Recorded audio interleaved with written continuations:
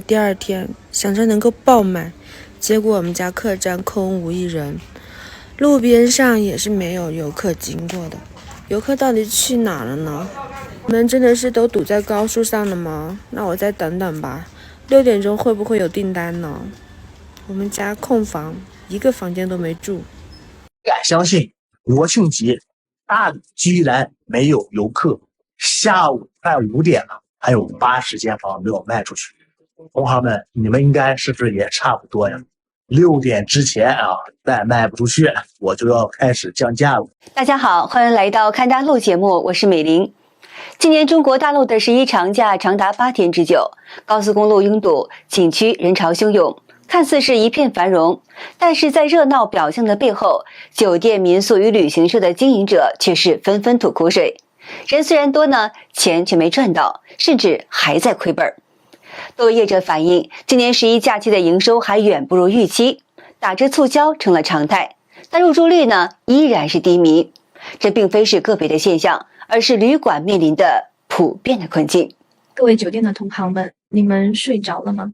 反正我是睡不着。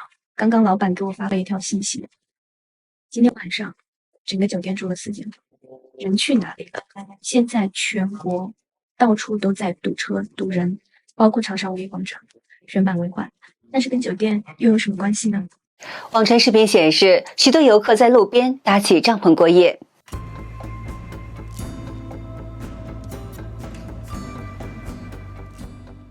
你们看啊，以后呢，打败酒店的可能不是同行，而是这些帐篷。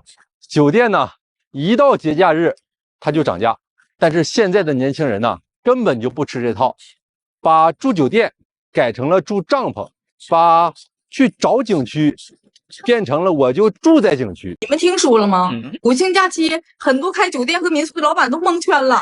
白天的时候看那家伙锣鼓喧天，鞭炮齐鸣，人山人海的。一到晚上，这房间涨好价等你们了，为什么空没有人订呢？老板都纳闷了，这人都跑哪去了？晚上得睡觉啊！后来发现都搁哪睡呢？快看！哎呦我的妈！看来呀，大部分群众都觉醒了。毕竟赶在国庆那种假期出去玩的，基本都是普通的工薪阶层。博主表示，今年这季游客把穷游玩出了新的高度。比如说呢，青海的茶卡盐湖，游客上厕所排队排成了长龙，结果人均消费还不如一瓶矿泉水的钱。某个景点负责人说了，我们这儿现在就成了一个停车场了，游客进来拍完照就跑，垃圾桶里都翻不出来几根烤香肠的竹签。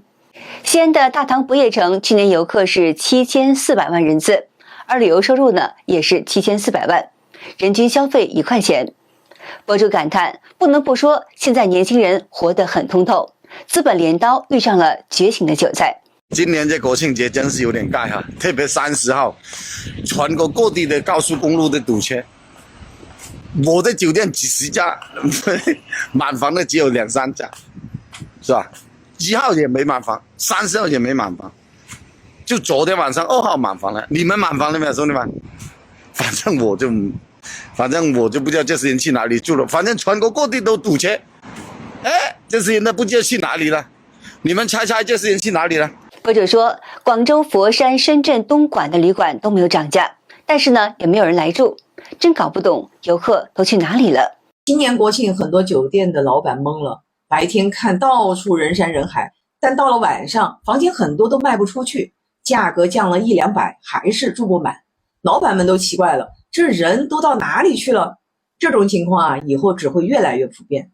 毕竟赶在国庆这种大假出游的，基本都是普通的工薪阶层，钱包也不是很富裕。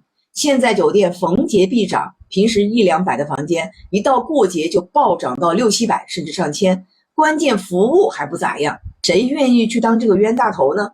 大家的钱又不是大风刮来的。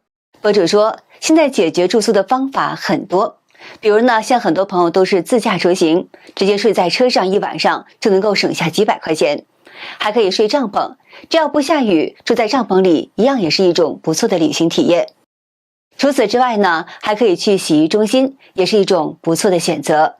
国庆第一天，大家的酒店满房了吗？我看了一下各个酒店群的数据，不是特别好，部分酒店出现了比较多的退订，整体的出租率也不是很理想，尤其是那些当天预留房间太多的酒店，入住率都在商圈垫底。今年暑期表现不太好，加上国庆连着中秋，拼凑了一个8天的超长假期，导致大家对国庆的期望非常高，都想着国庆这几天回血，出游人次确实再创新高，但是普遍消费降级，客单价下降的很厉害，部分酒店甚至都已经调回了平常的价格。你们有没有感觉这个10月1的旅游好像有点遇冷了？像我自己做民宿的体感就是，它不如五一，不如端午节，也不如暑期旺季。我不知道贵阳是这个季节的原因呀，还是经济一下就不好了。举个例子，就是这边很多房东手里有比较好的房源，他不会让房客就提前把这个房子定出去的，他会把价格定得高高的，然后让房客当天定，因为这样一房难求的情况下，他这个房子可以卖个高价。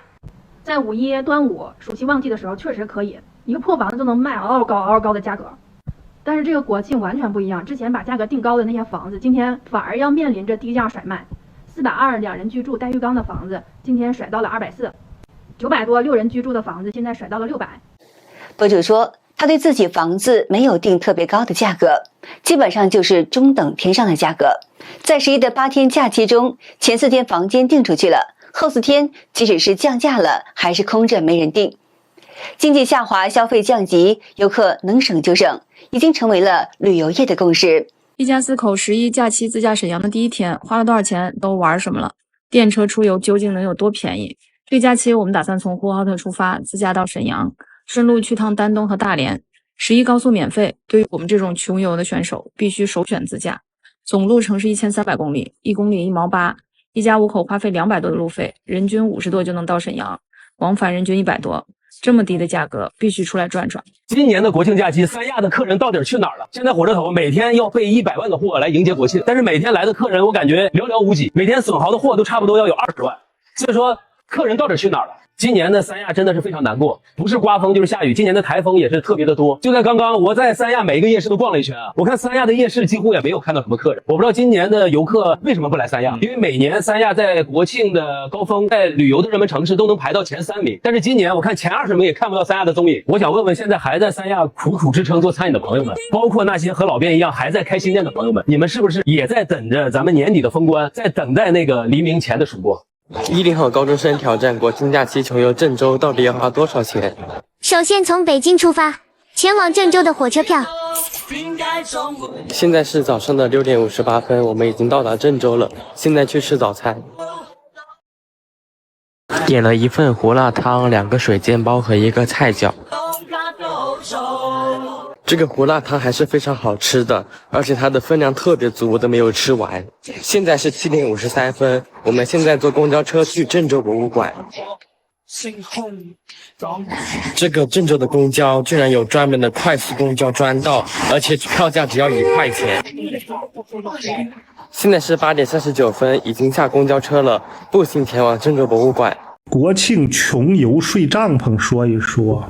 国庆5一出去旅游的都是穷人呐，都是那些牛马工薪阶层，一个月挣3、5千的呀，所以他们睡哪都不奇怪呀，是吧？啃面包，吃方便面，买自热火锅，就是怎么便宜怎么来，要的就是逃离原来所处的那个环境，因为他们原来长期在那个工作环境当中，长期被受到严重的抑制，很多人呢因为长期的那种工作的压力，身上都带静电，一碰都酥了那种，麻酥了那种，就不能碰了都。他们需要出去释放这个静电，释放这个压力。所以别管是睡桥洞子还是睡帐篷，只要离开那个城市，哪怕在高速上堵着，在景区堵着啊，要的就是离开那个环境。